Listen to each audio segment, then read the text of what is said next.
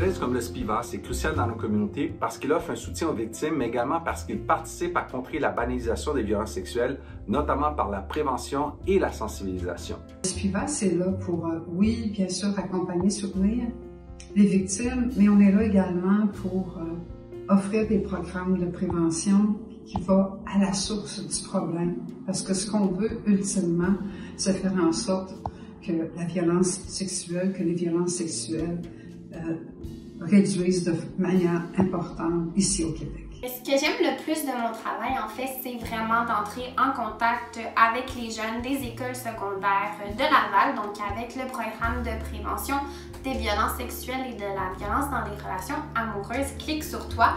Donc moi, c'est vraiment de voir l'impact puis de voir, d'être en interaction avec ces jeunes-là que j'aime le plus. Je trouve que c'est ce qui fait que mon travail a vraiment un sens. J'ai la très grande chance là, cette année de collaborer, donc ça se traduit dans les travaux que moi je mène, cet intérêt-là pour le SPIVAS d'améliorer ses pratiques parce qu'on développe ensemble justement cette année avec une étudiante qui travaille avec nous, Gélimar Sanchez, un programme de recherche pour évaluer justement l'atelier Clique sur toi qui est offert aux jeunes du primaire et donc pour prévenir la violence sexuelle éventuellement. Et donc c'est la raison, je dirais, pour laquelle le SPIVAS c'est important parce qu'il développe des pratiques qui, à mon avis, vont vraiment grandement contribuer à éradiquer éventuellement à long terme, c'est un projet à long terme, mais d'éradiquer les violences sexuelles envers les enfants, les adolescents, les adultes.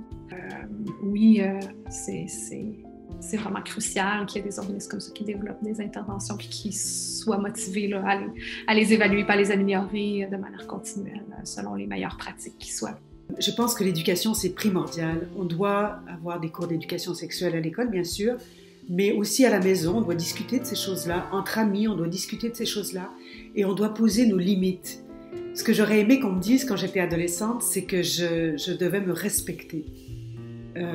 Personne n'a le droit de m'agresser, personne n'a le droit de me faire subir quelque chose sans mon consentement. Et j'aurais aimé qu'on me dise, tu dois te respecter et tu as le droit de dire non. J'aurais aimé savoir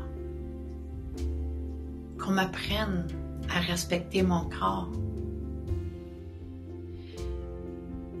J'aurais aimé savoir que juste une tape ses fesses par qui que ce soit, sans mon consentement,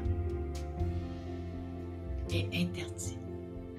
Je pense qu'une des meilleures façons de prévenir les violences sexuelles, c'est vraiment de parler de ce sujet-là, de parler de l'importance des violences sexuelles, de parler aussi des conséquences des violences sexuelles. Il faut vraiment que collectivement, on s'exprime puis qu'on écoute ce qu'il y a à dire à ce sujet-là pour qu'enfin on puisse éliminer le tabou qui est encore en place lorsqu'il est question de la problématique des violences sexuelles.